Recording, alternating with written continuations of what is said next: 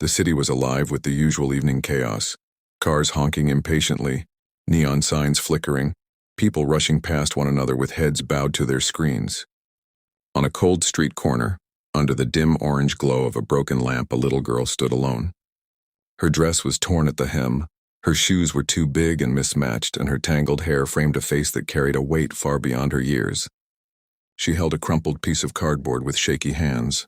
On it, written in faded blue marker, were 4 desperate words: "I just want help." People walked past without a glance. Some turned their heads away. Others pretended to check their phones. A couple of teenagers laughed nervously as they crossed the street to avoid her. The girl's lips were slightly purple from the cold. She didn't call out or beg. She just stood there hoping someone would notice.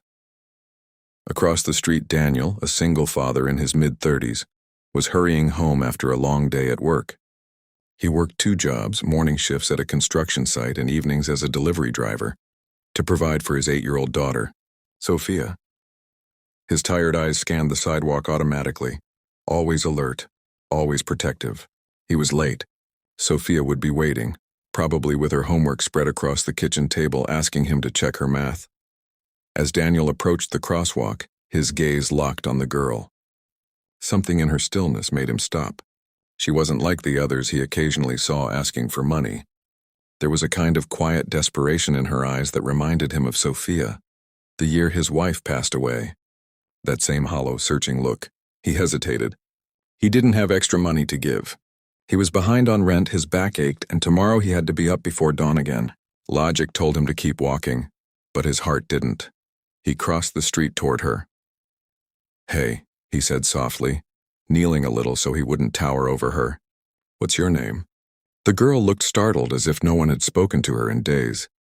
Her lips parted, but no sound came out. Finally, in a whisper, "Lucia." "That's a beautiful name," Daniel said with a warm smile. "My daughter's name is Sophia. How old are you?" 10, she replied. He noticed how she shivered with every gust of wind. Her hands were red, her nails dirty. Her sign trembled. "Lucia," he continued gently, "where are your parents?" Her eyes dropped to the ground. A single tear traced down her cheek. "I don't have them anymore," she murmured. The words hit him like a cold wave. For a brief moment, the sounds of the city faded, and all Daniel could hear was the beating of his own heart. "Everyone ignores me," Lucia whispered. "They look at me like I'm not real, like I don't exist." Daniel's throat tightened.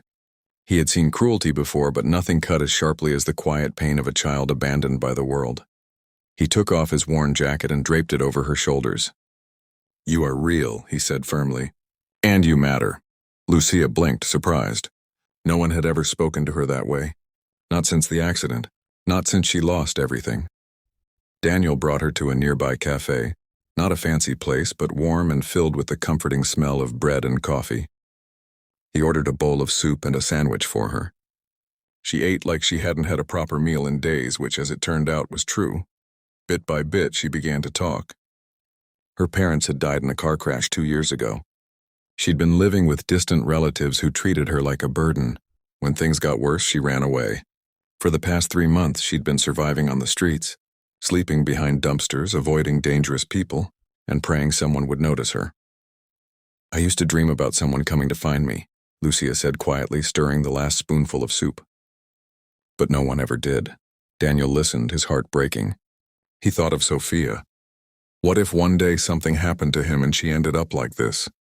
Cold, alone, invisible. He couldn't walk away. That night, after some phone calls and a difficult but heartfelt conversation with Sophia, he brought Lucia home temporarily. Sophia's reaction was unexpected. Instead of jealousy or fear, she welcomed Lucia with a shy smile and offered her favorite stuffed animal to sleep with. Over the next few days, the house changed. Laughter returned to corners that had grown silent.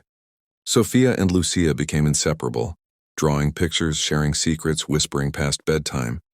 Daniel saw a spark returning to Lucia's eyes, a light that had been dimmed for too long. But there was a twist no one expected. One morning, a social worker came knocking. Someone had reported Lucia's presence. The system wanted to take her into a state facility, a crowded, impersonal building notorious for its revolving door of foster homes. Lucia clung to Daniel's arm, crying. "Please, don't let them take me," she begged. Daniel's heart was torn in two. He wasn't rich, he wasn't powerful, and he was barely making ends meet. But he couldn't let her go back to being invisible.